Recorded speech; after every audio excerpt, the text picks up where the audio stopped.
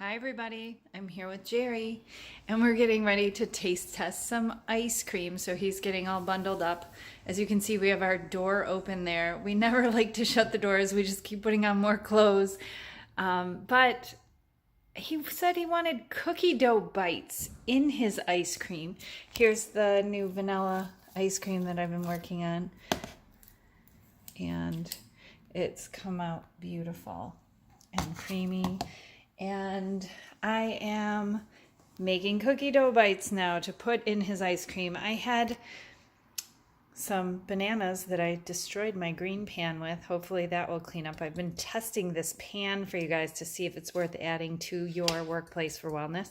But just a tip on the cookie dough bites. I wasn't going to sit here and roll all of them. So I pushed the dough out and then I got smart and I just started cutting them.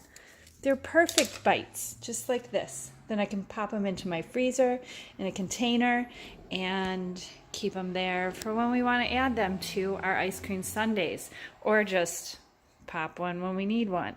And I have my macerated strawberries here ready to top my ice cream, and toasted oats. That's the way I like my ice cream, but of course I'm going to add a few of these cookie dough bites since Jerry asked for them, of course.